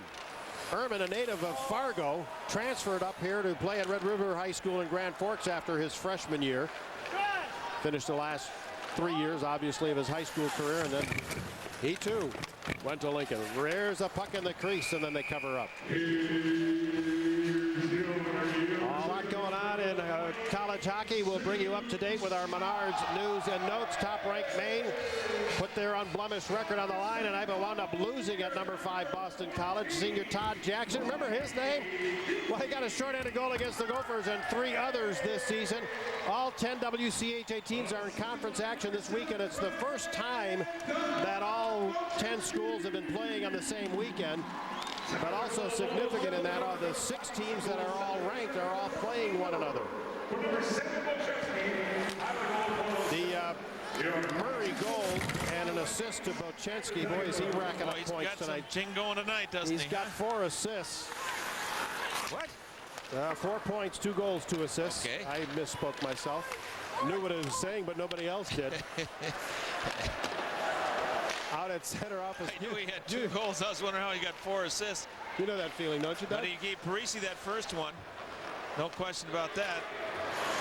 Made this one here. That's his 2nd assist, and he popped 2 goals. One off his shin pad, and one on a rebound type play. Fighting Sioux screaming for a too-many-men penalty against Minnesota, and now away from the puck. Riddle got brought to the ice by Lundbaum, and Lundbaum's going to get a hook or a hold. He went and back. That'll make him even more unhappy on the North Dakota bench. Well, Lundbaum went back. Look, a little instigation going here. Well, he knew he was going. He's going to try to draw Riddle in. Exactly, he was. Riddle kept his cool once he got off his duff, because he got hooked down pretty good. Gophers 1 for 3 on the power play tonight. They've had 5 shots. They have a power play goal. That was scored by Riddle after some great passing from Potulny and Geyer, and now very important face-off. Important face-off. Important for them to answer here with this power play. They're down by 2. Geyer, great save by Brandt. What a nice shot by Geyer. Gophers had traffic in front of them, just fanned on the puck, Potulny and Riddle, but it was an opportunity there. Good shot, good save, good action around the net. Riddle throws the hit in the corner. And the Gophers come away with it. This is Ryan Potulny back to Judd Stevens. Geyer at center with Grant Potulny and Riddle. They bring it in cleanly, but not smoothly. And now here's Riddle centering it. It's off a skate. Actually a stick and into the corner. Riddle hustles over to get it. Cuts, shoots. Grant the save. Nice catch, and he holds on. I thought there was going to be a rebound there with that shot being as low as it was. Nice job. Held the puck there, Brandt did. And I do like the fact that Potulny does go to the front of the net. I mean, if that rebound is available, he gets a swat at it. And that's one of the reasons their power play has been pretty good over the last couple of years, is because they got a big guy that'll go to the front.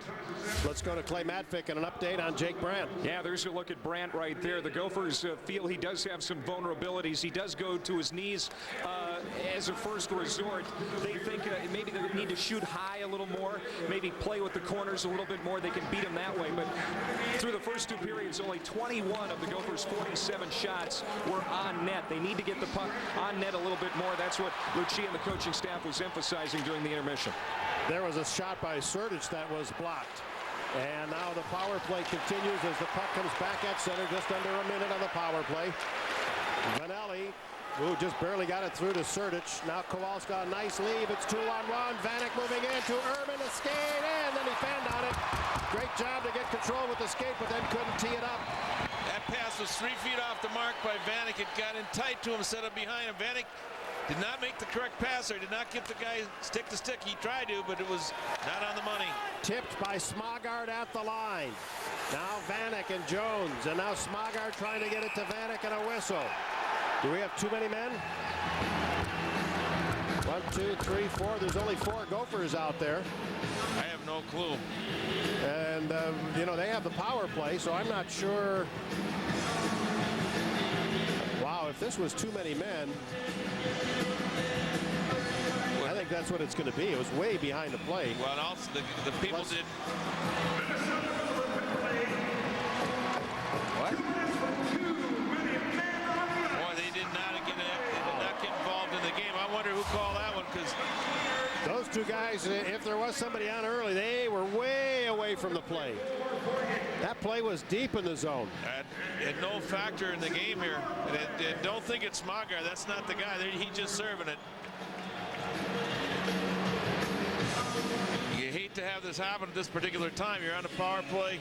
Now you give up. Now you lose the momentum for a chance to score regular. Got to kill a penalty. Now the puck, time's down to 12 minutes. Okay, let's count them. Stop it right here. 1, 2, 3, 4, 5. Now keep going. And then we got 1 over here, wide receiver. I'd say that was a good call. Snuck that one by us, though. We're willing to admit our errors, Frank. Yes, sir. The wide receiver snuck out there. He's man in motion. Now Rory McMahon, the Fighting Sioux have a power play for just over 90 seconds.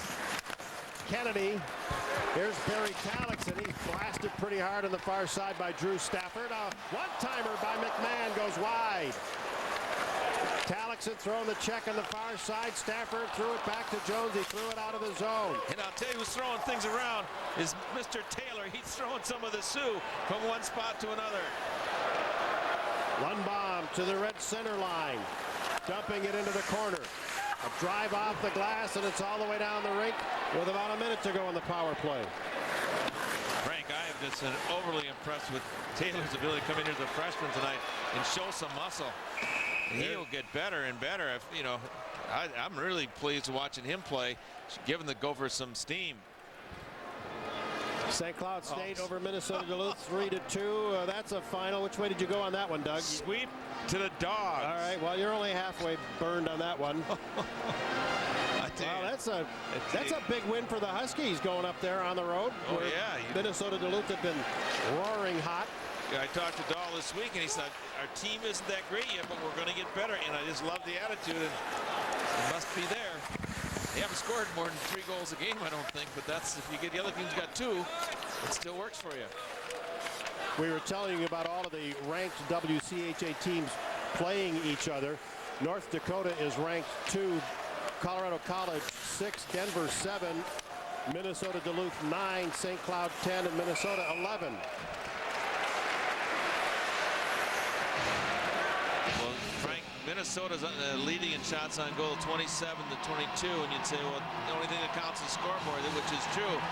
But if the Gophers were to come back to yet tonight and get a couple here, that would be justified. They played well enough to at least get a tie here. That, you know, a couple bad bounces, an inappropriate call or a poor call. Call it what you want, but it wasn't a good one.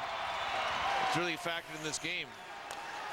From the line, Genoway's long blast never reached the net. A shallow angle shot is stopped by Briggs. It was laying behind him, swept away.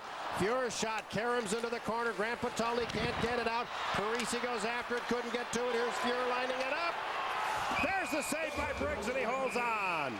Well, Fuhr can pump that thing. He can bring it on. And he brought it on there. The Fighting Sioux with a 2-goal lead. That's where we sit score-wise, 5-3. The Fighting Sioux, 13-10 to go here in this period. Now Perpick into this face-off dot with Ryan Potulny, and as it comes loose, it'll be controlled by Thomas Vanek. Vanek to center, driving it in. Brandt out for a bit of a skate and covers up. Frank, technically, he's supposed to be in contact with that crease. You float out there unless somebody's around you, and I'd say that's a bad call. But people gotta realize goalie doesn't have unlimited freedom there. He has, if he's freezing the puck, he has to be at least close to the crease. Donnie Lucia there, the bark some orders there. It's a little different start for him. He's had such great success the last couple of years. You know, and people don't jump off the ship because it's going to ride pretty high before this thing is over. Early in the season, we're playing some pretty good hockey clubs. Minnesota's got a nice hockey team, and they're going to show some improvement as the year goes on. There's always guys. Last week it looked like Kennedy, the defensive Peter, was making some improvement. This week it looks like Taylor's making some improvement. All of a sudden at the end, we've got a lot of good working parts. Vanek and Green have been whistled off on coincidental minors at 7:03. Roughing penalties are called. Well, Green only had 1 penalty coming in this game, and last year he had 62. So in 5 games, he's only picked up 1. He definitely is the penalty leader for the Sioux. Ryan Potulny initially a nice takeaway out at center ice. Here he is to get the puck, and now misfires in the pass to Hirsch. Benelli in a jam. And it's back out to Marvin at center. And from the far side, Smaby's long shot stopped by Briggs. My goodness, he's tall, 6'4", 6'5". And then there's the weight factor too. 220. Yeah, they got. And he's He's a young boy. Marvin to center. It's 3-on-2 as they bring it to the Minnesota line. Marvin shooting. Look out! It's a goal!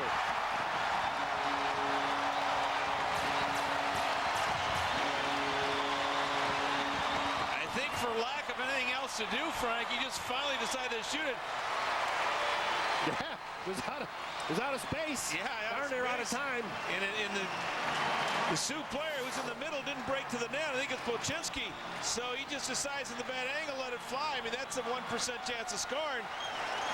And we can get her one more time. We'll stop her right. Well, we won't stop it here. All right, but you can see he's at the hash marks or below the hash marks, very flat. And finally throws the puck. What happened is that the goaltender flattened out on the net. He went parallel with the goal line, and it just slipped off the side. That was Briggs's his only really bad goal of the night. Well, that's what I thought. Justin Johnson. Now they're going to leave. Are they leaving him in, or did they switch, Doug? Yep, they did make the change. Justin Johnson. He's down there working out, trying to get himself loosened up. Yeah. I was just looking at my notes here, Frank, when they slipped them in there. Likewise. But it's not a situation where you're going to blame the goaltender tonight. Some bad things happened to the Minnesota tender. Here's Potulny getting it in front, then lost his footing in the middle of a change. Here come the Fighting Sioux, 2-on-1. Murray with Smaby. Murray's backhand, and Justin Johnson tusted early on a tough play, 2-on-1. I think that was an iron job off the backside of that iron, Frank. That's all he gave him. That's right. Goalie coach says all you got to do is protect to the pipe. And that's a heck of a way to start your debut. All right, so those penalties are over, and as they come out, somebody played the puck with the glove as we come up on the halfway point of the third period. North Dakota opening up here, a 6-3 lead. Grant Casino gives you a look at our game summary with the Fighting Sioux ahead by 3 goals. A great night for Brendan Bochenski, the Shattuck grads with 4 points. And the Gophers with 2 goals 26 seconds apart in the second period helped spring them to life in the second. Here's a turnover of Fleming. Fleming fires, and Brandt juggles but holds on. That was a big save by Brandt, and a great scoring chance for Fleming. Yeah, Jake had a chance there, a little turnover, and he got spun around and got the good wrist shot, or excuse me, slap shot off. Smogard was around there. Weibel's on that line. They've been as good as any line consistently for the Gophers tonight. They picked up a goal for their efforts.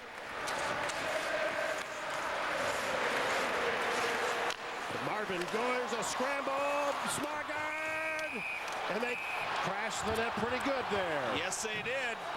We might be setting some tone here for tomorrow night. Well, Weibel's in the bottom by the goaltender. He's down underneath there. He thinks he scored.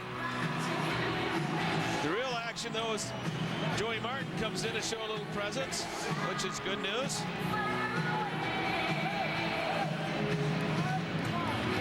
Smargard was involved. Weibel, Joey Martin. Little digging going on down there for that puck. There'll be some penalties coming here. 2 goals in each period for the Fighting Sioux, Murray and Marvin in this period. Tell you, puck just bounced right. Gophers showed some attitude there, Frank. They went to the net consistently. All 3 of those forwards went for the twine, right in there with the goaltender. But Brandt held his ground. He was down in the splits, but he held his ground, kept the lower part covered. Minnesota couldn't put it through. But I like the attitude going to the net. Lundbaum and Weibel are the only 2 penalized players that are going to go off. The pair of 5s, roughing minors, the call at 9:35. It's not a bad situation for the Gophers to go 4-on-4. It's just that you lack that offensive defenseman that the Ballard gives you or the Harrington. Sertic is maybe the best offensive defenseman in this group. Manelli's brought in to be an offensive defenseman, but he's a little young. He's with the puck right now. Now here's Ryan Potulny. He's been playing consistently throughout the game. A chip for Potulny. Knocked down. He draws the penalty. This is Vanelli in deep. An extra skater coming out for Minnesota. Right in front. It is deflected away. This is Vanelli. Kowalska's the extra skater. Here's Matt Kowalska circling with Vanelli. Moving in. Lets it go. It's blocked by Fuhr. And as he touches it, the whistle finally goes. But the play is not over yet. And they'll settle down now.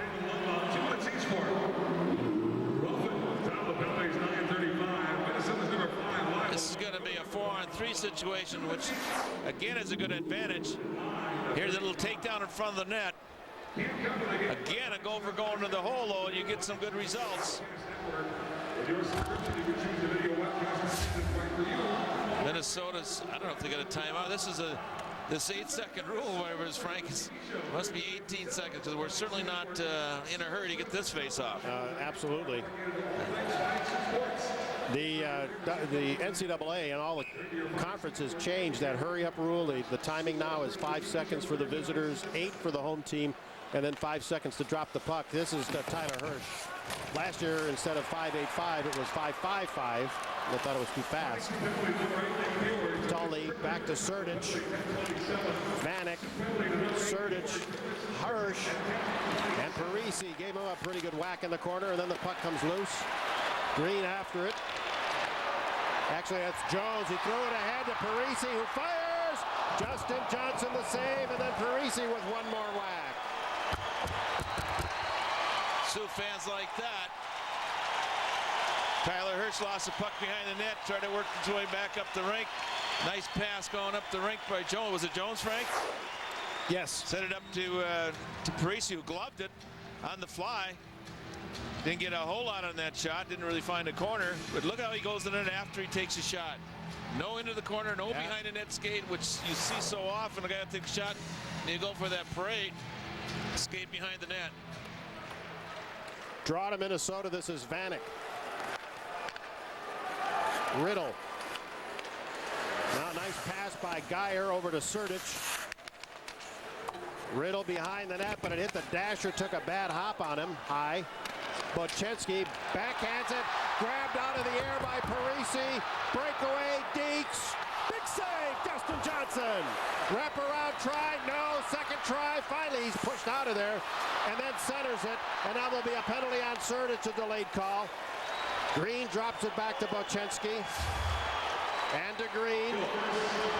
And the minor penalties to Weibel and Lundbaum are over. Here's Filling. Still another 45 seconds or so left on the minor penalty to Fuhr. And they pulled their goaltender for an extra skater. Until now, it's touched by Vanek. We've had every twist and turn we could possibly have here tonight. Yeah, we have, but Gophers giving up just too many chances. You know, the opposing team, when you're down 4-3, here comes Parisi coming in, and he fakes this one. He went to the backhand his first time. It wasn't successful, so I think he's going to go to his forehand here, isn't he? But it's too many chances when you're already short a guy. He's got 3 opportunities and finally draws a penalty. Little lack of effort and a little lack of discipline by the Gophers here. One problem you have when you use a forward back on the point of the offense, they tend to lose sight, and pretty easy for Parisi to slip himself out.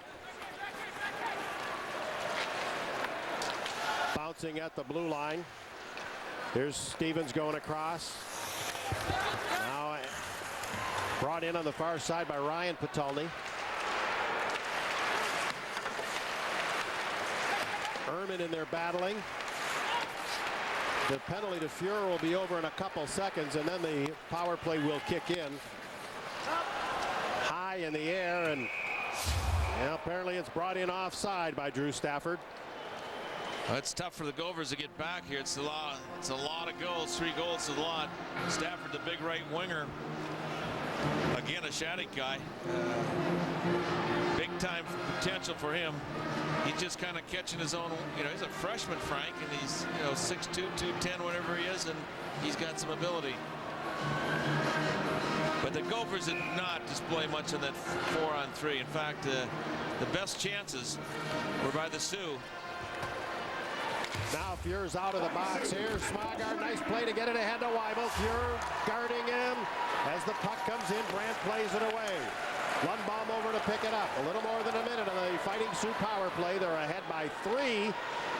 Here with about 7 minutes to go in the third. Took a Minnesota hop there, and it's brought up ice by Smogard. And Weibel short-handed. The pass, the shot, the save by Brandt. himself a little too wide on that, Frank. He opened up. Smarga gave him a nice pass, but Wyva was a little bit too wide. Too much time for the goaltender to get over. McMahon drives it in, and now Kennedy got a piece of it, not enough to control. Another delayed penalty on Minnesota. They've pulled Brandt.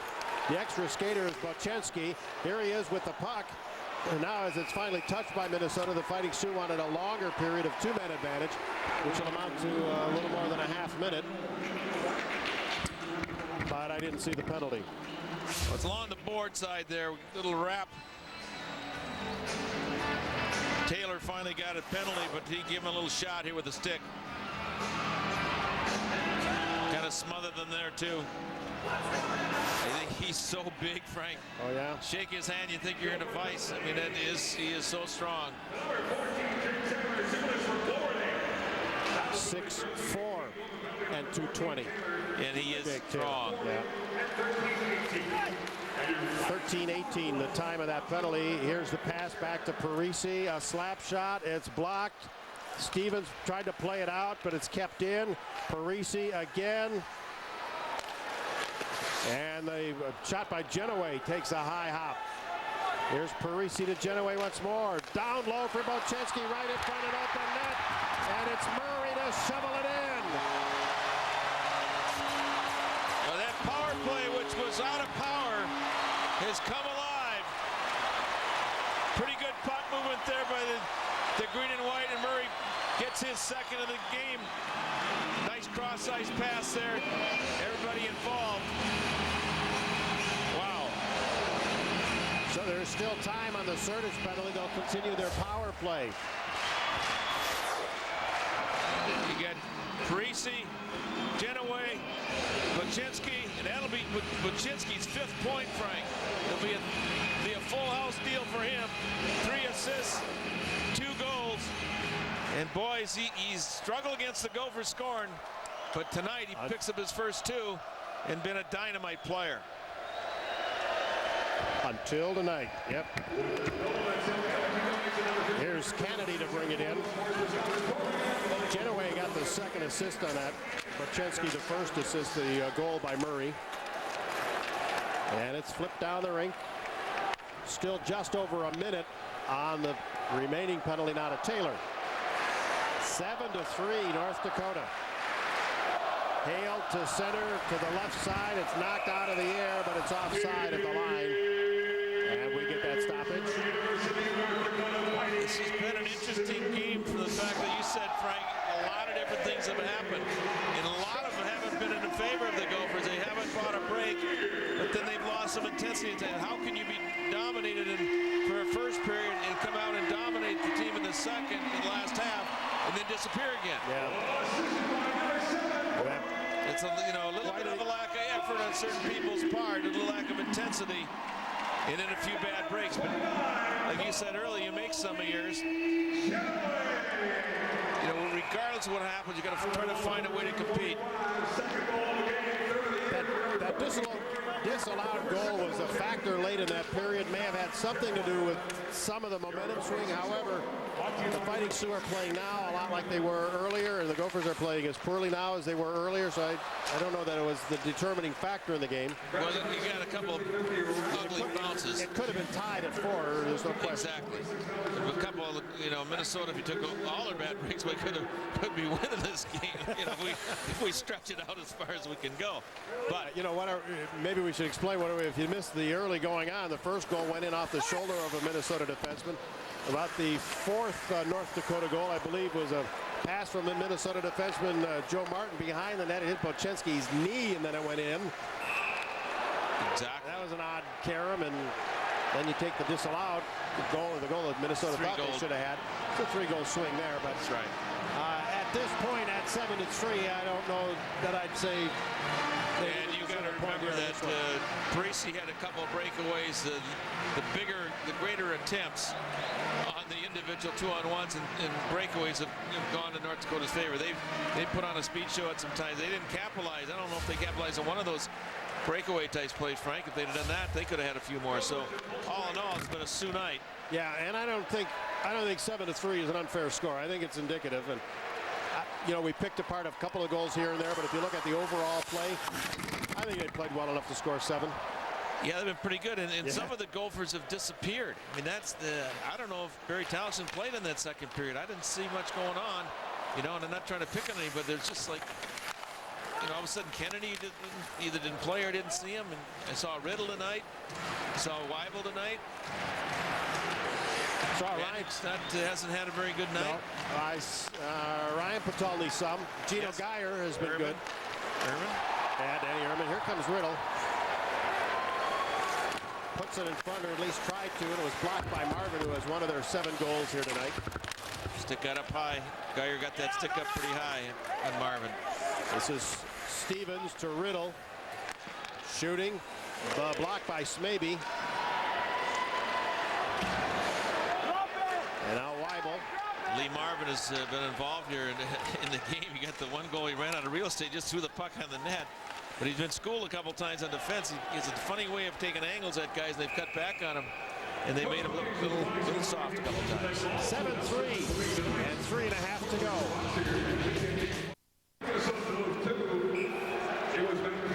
2 in the first, 2 in the second, 3 here in the third for North Dakota. Judd Stevens. You know, one thing, Frank, that I thought Dakota did well the first period, their transition game was extremely good. Minnesota turnovers, but we said in the Hardy's game plan, turnovers are going to be a big factor, and they were. But boy, did they turn the turnovers into some exciting hockey. They got a few breaks, and now they pecked away here. Now Thomas Vanek on the right wing, took a whack, gets the shot off, had Brandt looking over his shoulder. At the line, Judd Stevens, that's blocked out in front. Now to Stevens again, he hammers away again, and once more it's blocked by Matt Green. To the right side, and they work it ahead. Drew Stafford. Right, that's an issue you don't really appreciate quite so much. It's so hard when they got those big trees in there like Green and Jones. Those are big guys. Maybe it's hard to get to the net. The puck's kind of hard to get to the net sometimes when you get it out back to the point. So those are parts of the game that are a little subtle, but they feel, North Dakota feels they've got an advantage in that respect. And look at a couple of numbers here. Matt Jones, 218 pounds at 6 feet. Matt Green, his partner, 6'3" and 224. Nick Fuhr is 6'2". His partner is a diminutive 5'8". That's and he only played one shift, Frank. He did played one shift. And then the last two are Marvin at 6 feet and Smaby at 6'5". We've already talked about his size. This is one of the, I told you, 13 players on this team on their entire roster. More than 6 feet tall. This is the biggest team I remember. I mean, and Denver's had big teams. These guys have had big teams. I don't remember a bigger team than this one. Long blast by Genoway. They had good skaters overall. They got some drafted players that aren't in the lineup tonight, Frank. That's you astounding. mentioned that to me before the game. And without getting numbers and names at this point, it's a factor. Well, Andy Schneider out with the injury. And about Hassan. Mason, James Mason, a healthy scratch. He's a 6th rounder by New Jersey. Schneider, a 5th round pick out of Pittsburgh, but he's got an ankle problem. Wanted to play badly. Kept taking the Red Cross jersey off during practice this week. And that's one where you can't touch him. But if you're wearing it on Thursday, you aren't playing on Friday either. So so he'd keep hiding it. He'll get a regular jersey, but a high ankle sprain, which he has, is not going to be cured in a week. Under a minute to go. Oh, they're going to love it here in a few more seconds. Actually, they've been loving it all night. They won't even know it's cold outside, Frank. Green. Isn't that a prerequisite for living up here? Oh, we thought we were going to get away with one early in November. Oh, my gosh, it was cold, 7 below last night. That was inside. Yeah, not nearly as chilly as the reception the Golden Gophers got here at the Ralph. At the REA. Hey, this is let's just keep it good clean. hockey club. Yeah, let's keep it clean here for another 20 seconds. Oh, I don't think it's a problem. All right. Hirsch, it's off a skate. Look out, man breaking. And now Stevens plays it across, less than 10. Talixon tried to force it ahead. That'll do it. Well, maybe one more shot. Talixon, the block, and the horn brings the game to an end, and the Fighting Sioux win for the first time in this building against the Golden Gophers. 7-3, our Dodge player of the game. No doubt about this one. 5 points for Brandon Bochenski. And he led a stellar cast in this one. We'll put a wrap on it here from Grand Forks after we take this time out on Fox Sports Net. Golden Gopher Hockey is brought to you by your local Jeep dealer. 10 goals scored in this one. Yes, the Go Sioux fans are happy. There was a lot going on this one. The 10 goals, a lot of hitting. I'm glad I didn't have to pick the subway hit of the game. There were a lot to choose from. It was a very physical game, to say the least. The big man, maybe would throw it. I guess that's the word we're going to get. That's on Johnny Weibel. I'll tell you, there was about 3 of them there. Oh, I guess that was a qualifier and a good one. All right, so the Fighting Sioux started red hot, finished red hot. The Gophers had their spurt towards the second half of the second period. What are you going to build on for tomorrow, Coach? Well, they got to realize that they're going to have to play a little harder. More guys got to play a little harder. And you know, there was one of those games where you saw guys, you didn't see them. And when you're playing in a big game like this, you got to come all the time hard. And I think they got to figure that out. Bochenski, Murray, Parisi, no doubt they're the best line in college hockey. Well, you know, I was kind of wondering if Murray was good enough to play. All of a sudden he popped too, and not good enough to play, but play with a top line because he's only a 6-game freshman. All right, so indeed they produced in big numbers tonight, leading the Fighting Sioux to our final score at Ralph Engelstad Arena, 7-3. Golden Gopher Hockey returns to Fox Sports Net tomorrow night as the Gophers take on the Sioux in game number 2 of this series. Coming up next on Fox Sports Net, stay tuned for the Black and Blue preview show. For Doug Woog and Clay Mattrick, I'm Frank Mazzacco. The game was produced by Matt Hoover and directed by Dave Higgins. Our floor director, Gene Edlin. Thanks for watching. We'll see you tomorrow night.